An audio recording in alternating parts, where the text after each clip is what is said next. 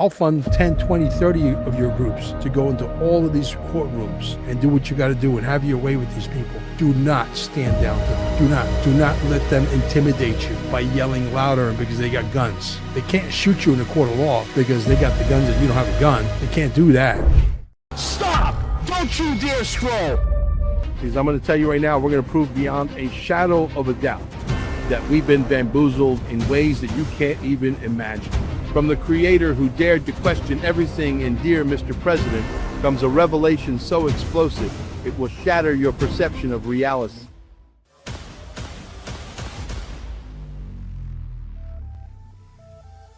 I'm about to tell you a story that is going to absolutely piss off a lot of people in the United States of America. Want to know how the trick is done? Du bist ein Strawman. It's a straw man operation. You are the straw man. This is the biggest scam ever, and your government, it thinks that you are stupid. Your local hospital thinks that you are stupid. The system is broken. It's working exactly how it was designed, just not in your favor. Capiche? Welcome to the movie Dear Mr. President, Show Me the Money, a movie about the straw man. This is a story that's going to piss off 8 billion people, a story that proves beyond a shadow of a doubt that a lot of you are worth 100 million, 200 million, 300 million, and more. Okay, my understanding of the legal fiction, which is also referred to as a straw man, I believe that they actually give us a fictional entity which we can actually use or not use. And I believe this is and a lot of other researchers do as well, that this is your name in either uppercase or with a title. So what is this legal fiction of yours? It's your twin brother or twin sister, born the same day you were. Yes, you've had a twin your whole life, which was created by contract. The birth certificate your mother and father signed when you were born was a contract. The signing of that contract gave authority to the Social Security Administration to create a legal fiction that just happens to mirror your name.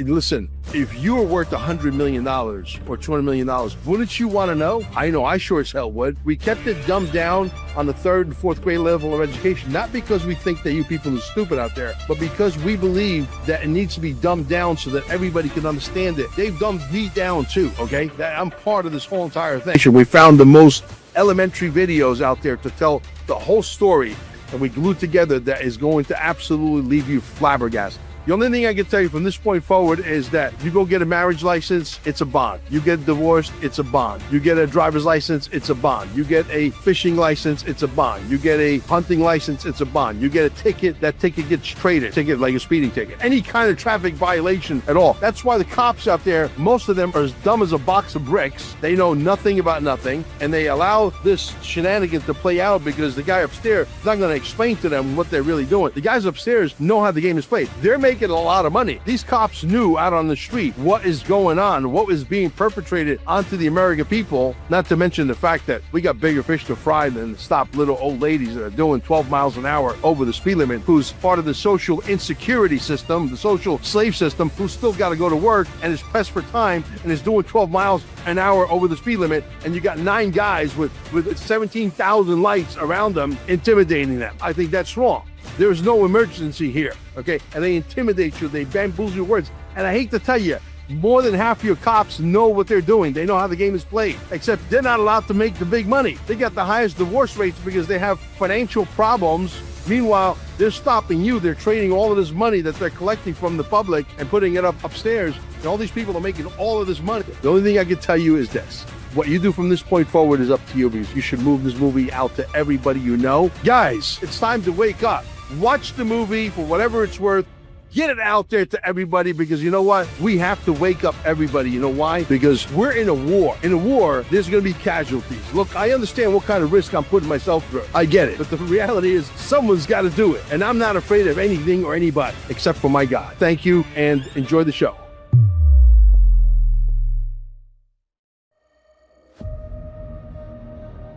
Welcome to the Mel Carmine podcast. Before we begin, I have something you need to see. 11 years ago in Costa Rica, I took a photograph that changed my life forever.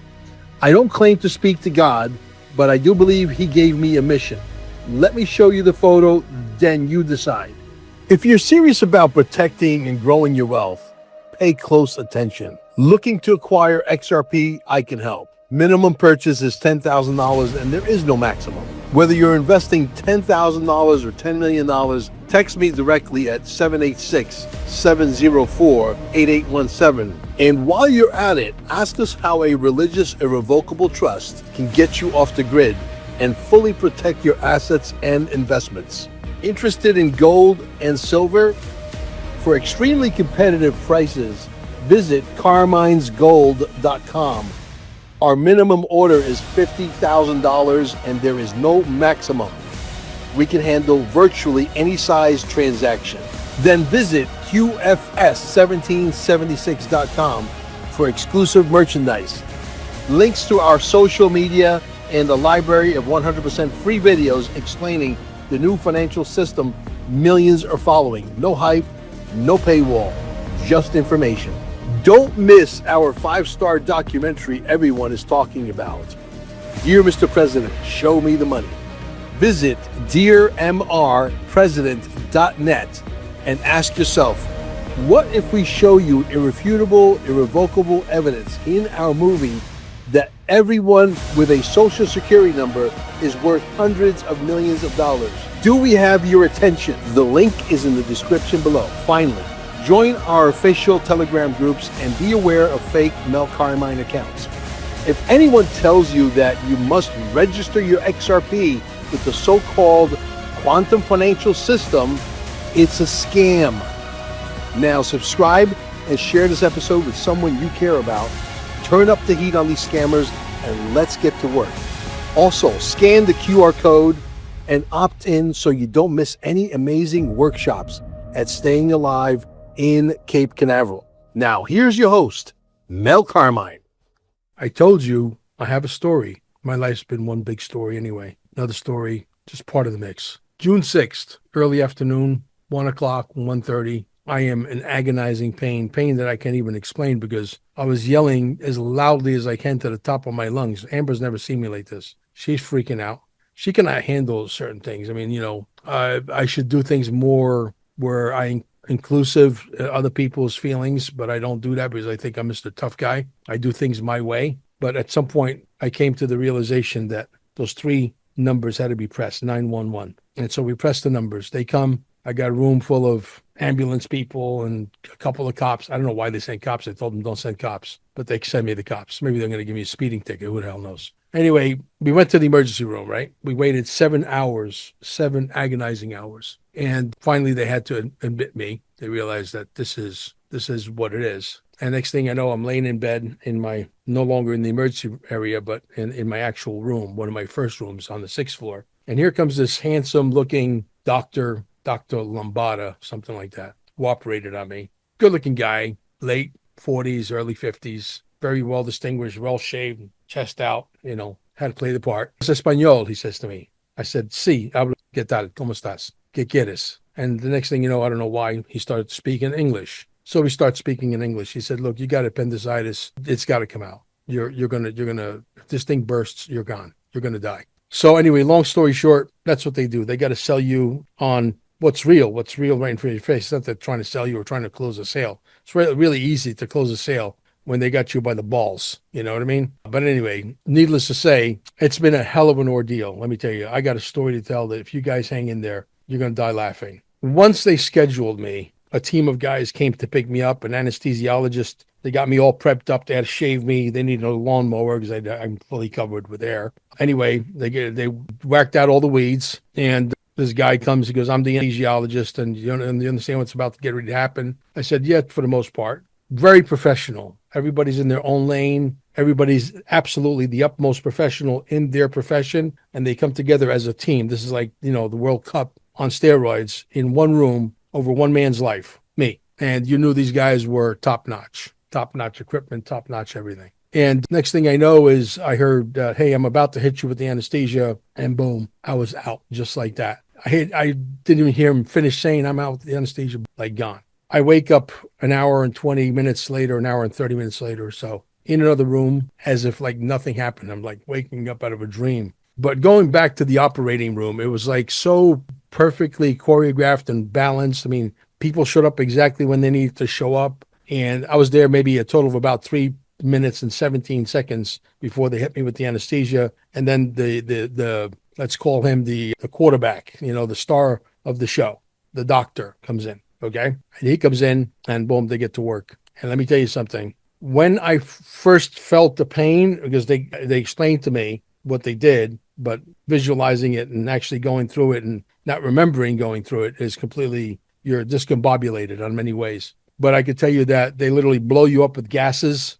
and they hit you with the anesthesia, which will make you crave an incredible amount of ice. We'll get into that story here in a little bit. You're going to love it. So you wake up at your surgery, you really don't know what happens to you, except you don't know. It's like a dream. It's weird. You have no pain, and all of a sudden, boom, like somebody just hit the switch, no pun intended. And there's pain. There's tremendous pain. Except you have a problem. This word ULIS, ULIES, something like that. And I don't know what that means still today. The only thing I had going for me, by the way, was my phone and artificial intelligence. That's the only form of thing an argument that I can create with the people who are trying to take care of me. And believe me, Mel Carmine gave them plenty of arguments because they brought me to the brink of thirst. Hunger, I really wasn't worried about so much. I wanted water. I wanted cold water. I wanted ice water.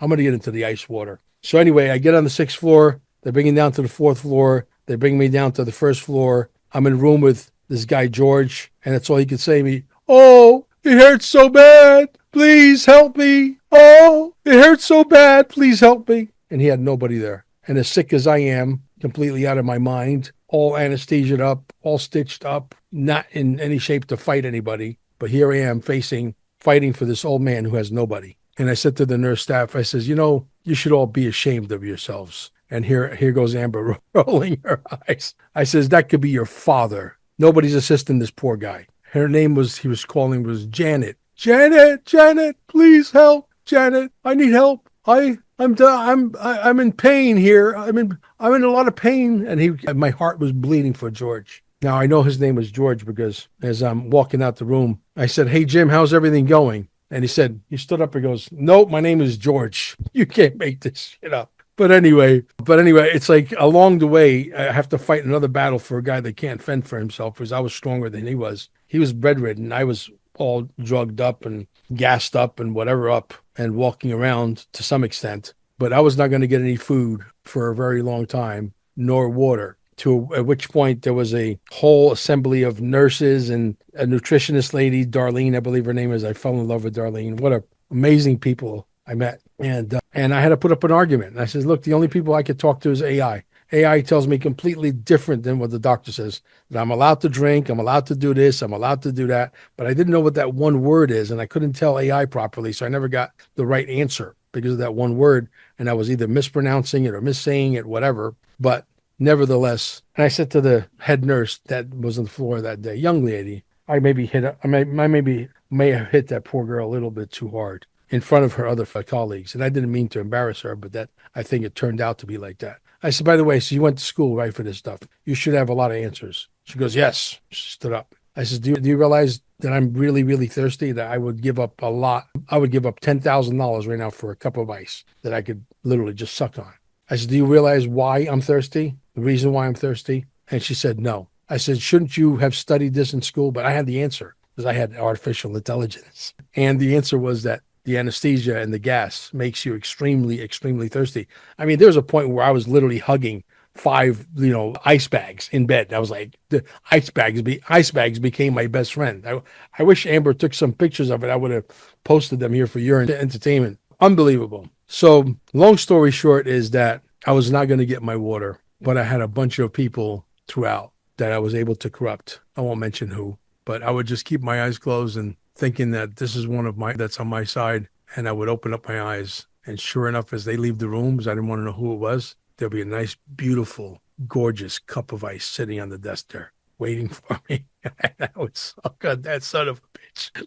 Like it was my fucking, first girlfriend. Oh my God. Unbelievable. But anyway, and then they would just bring me less and less because they realized that they have to wean me off. Then I meet this young girl, Caitlin. Caitlin would walk by. She was not even my nurse. And she's by the book. She's not one of the ice smugglers, by the way. She is not one of the ice smugglers. Don't you dare fire these people. I will kill you if you do. But anyway, these people are amazing people. Caitlin would stop by and she realized that I'm in distress. So I would call, press that button a lot. And sometimes people won't come for 30, 40 minutes. They just like, fuck Mel again. We don't want to talk to that son of a bitch. So, but Caitlin would stop by in the middle of the night and she's like, hey, how can I help you? And she would help me do a few things and help me straighten out my sheets. And if the machine was beeping, she would get it to stop beeping, little things like that. Little things.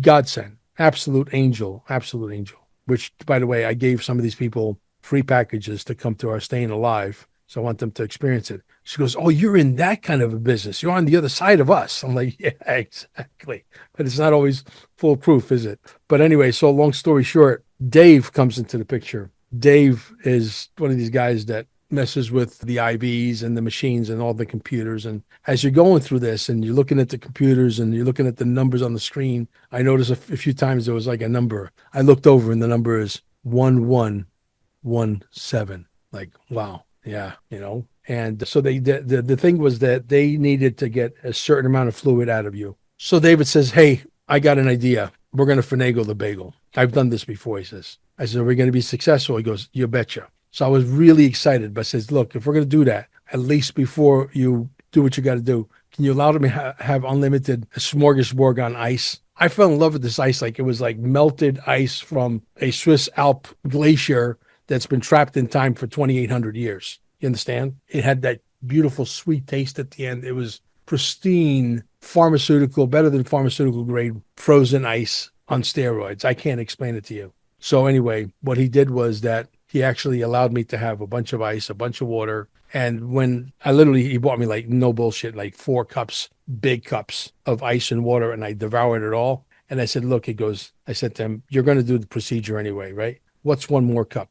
He said, okay, only one more cup, Mel. That's it. After that, he goes, I'm going to vacuum you out. There's going to be nothing in your system. And we have to produce 650 milligrams of body fluid. I'm sorry, not 650, 400. But we failed and we produced 650. So we're back to square one all over again. So now it's like, the 9th of June, 10th of June, something like that. And I'm getting close to the food part here, which is really funny. And the water. You don't want to go. Anyway. So it worked. On the second try, we only produced 100 milliliters of actual body fluid, which they made me suffer another 24 hours with the tube in my nose. And then the very first thing I remember is them coming to my bed and saying, hey, would you like to order something to eat? Would you like to have some Italian ice? And they bought me Mario's Italian ice. And let me tell you, that was the best lemon Italian ice I ever had in my life. At least at that moment. When you reach a moment of desperation, you haven't had a thing to eat in a week and more, things taste amazing. Even though they're engineered and it's processed foods and it's all garbage junk, your body hasn't had it. And so they bought me sherbet, orange sherbet. I was like, could you bring me a tablespoon of whipped cream with that? And I want to mix it in, make it even more creamy. They thought that was funny. But there was a point where I think it was on the 9th. Yeah, on the 9th. I actually called 911 on the hospital. Yeah. And I told them my situation with the water. I said, okay, we're going to call the front desk and talk to the nurse. So I didn't hear back. I didn't see the building getting surrounded by cop cars coming to Mel's aid. I called back again. I called 911 a second time. And the lady says, you're not supposed to call 911 for 2 bottles of cold water, don't you? I said, I know, but I just did. And I hung up the phone. So that's how my story ends. I dialed 911 on the hospital for 2 bottles of water. Let's get ready to rumble. I believe they're going to release me probably this afternoon. I'm passing everything now with flying colors. That's how thirsty I was. But that thirst brought me to the point of not remembering who I was at some points for a very brief time, even if it was for 3 seconds, it doesn't matter. Disoriented as all hell. I didn't remember who Siri was anymore. Nothing. Just because of one complication that, if that complication wasn't there, probably would not be making this video. But anyway, the next time you go to the hospital, treat these people with respect. Don't do what I do. I'm brutal. I was willing to do whatever it took to get out of there. I almost signed myself out 3 times in the interim. I was just not going to have it. And I probably would have survived. But you know what? Looking back, retrospect, I think that I did the right thing. I'm glad that I finally listened. Sorry for my look. I will look better here in the next couple of days, I promise. But right now, you'll have to deal with me as a caveman. Thank you guys. And don't forget, please watch my short little movie. I need to recruit an army of people. And if we all get serious, then serious shit is going to happen. Now, before I forget, it's really important to understand this. These movies that we make, like, Show Me the Money, this is a tool to raise money so that we could take the money that we have in a coffer and fight these bastards. Okay. So if you guys want to put me and Amber to the test, I'm giving you the best opportunity of your life right here, right now. And you want to travel around the country, or you need some expenses for gas money, hotel money, whatever. Okay. There's 360 million people in America. You can't tell me that we can't sell the movie to 1 million people. That raises $6 million. If you call me and you're one of those constitutional guys or gals and say, listen, Mel, I'm going to take you up on your offer. I'm going to go into the courtroom. I'm going to do exactly what you say. And yes, we will get it on recording. We're going to get the whole thing. We're going to show the American people what they're really worth and that they still got to go to work. We're going to get them mad as hell, beyond than mad as hell. Okay. You say, I need 5,000. I need 2,000. I need 3,000. I will disperse that money faster than shit goes through a goose. I'm here to fight these people. I'm here to fight these people because they've wronged all of us. I'm willing to be the leader of the pack. And I said it in the last video, and I'll say it in this video just for shits and giggles. I am absolutely very serious. And I don't expect that everybody who listens to me is a common law expert, 10th degree black belt, badass motherfucker with big balls. I wish that was the case, because then they would have some serious issues on their hands. Okay. I want you guys to go into the courtroom. They're going to tell you you're not allowed to record because of this and this and this and that. And they're going to throw all kinds of crazy numbers at you that are look and feel that they're the law. They're not the law. It's all bullshit. So you got to be much smarter than they are. And you got to show them where the law says that you are allowed to record, that you can record, and they cannot interfere, and that they work for us and we don't work for them. And don't cross that little railing that they have in the courtroom and get on their side. If you do that, you're in their jurisdiction of the British bar, and they're going to have their way with you.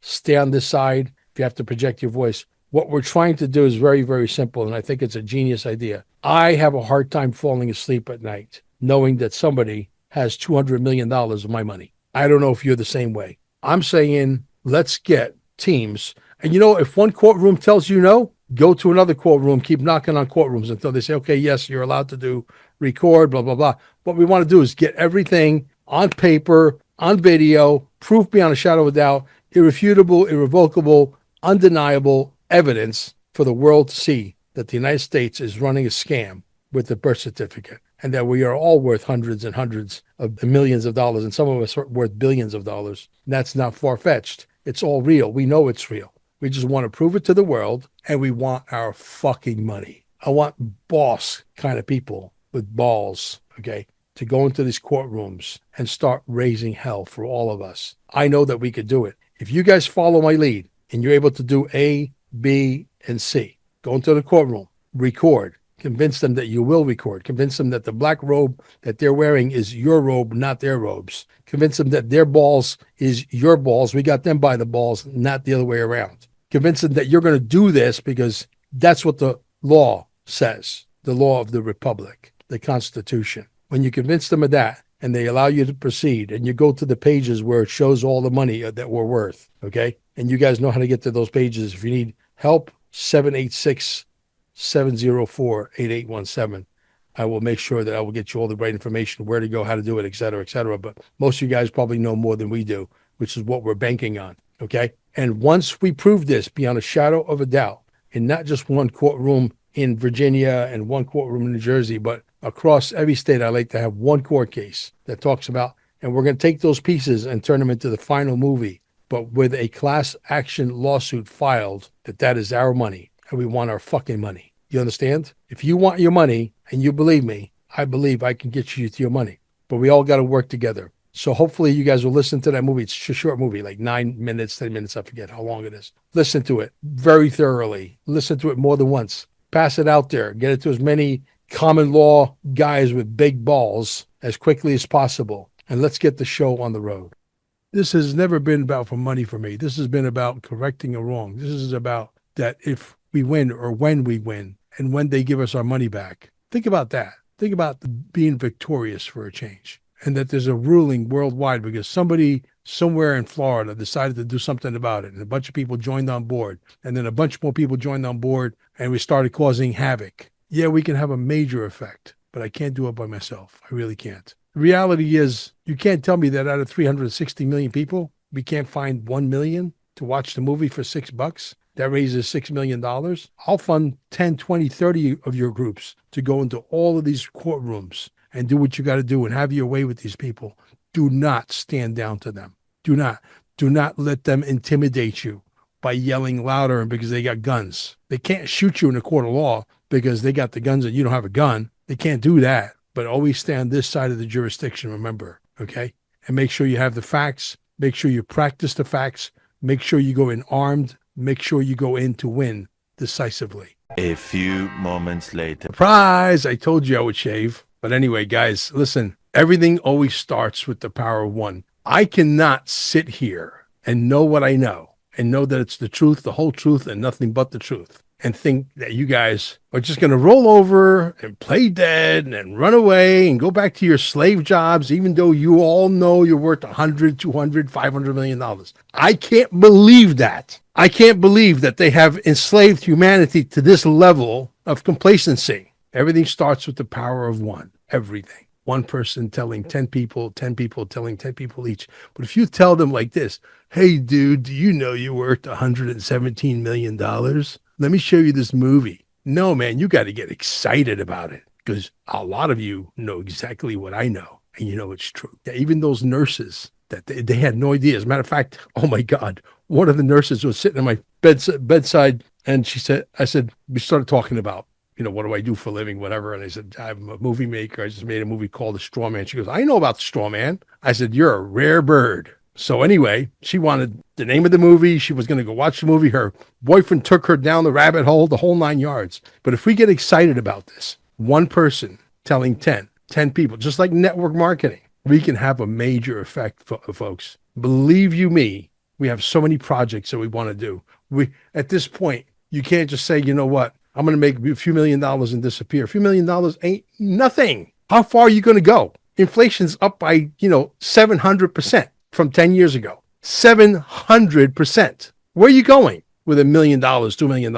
You ain't going very far. Very logical. So we depend on you to tell the people. And if you haven't seen this movie, you're watching this for the very first time, and you haven't seen the movie, Dear Mr. President, Show Me the Money, dearmrpresident.net. What are you waiting for? What are you waiting for? Go watch the movie. You will find out that we're all worth this money. They bamboozled us. It's all in the movie. It's an amazing movie. It's got countless 5-star reviews. We've paid for ads on YouTube, on X, on Facebook, on Instagram to try to push the movie along. And they keep giving our money back. Say, no, we can't have this content out there. We cannot have the slaves find out that they're worth hundreds of millions of dollars. Here's your money back. We don't need your ad money. Thank you. This is what we're up against. That's why we're coming to you, the people. Folks, the question is, can we count on you? Because I don't believe we've come this far to lose. I really don't. Godspeed to all of you. And thank you to all the nurses who took care of me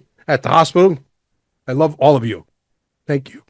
Oh, by the way, before I forget, when the nurses found out that I called 911, I asked David, which is one of my archangels at the hospital, and I said, has this been done before? He said, Mel, yes. You're not the first one to call 911 on the hospital for no water. I said, shit, I got to outdo this guy, whoever that person is, and call the SWAT team on you guys. Anyway, it was a good laugh. But anyway, thank you guys.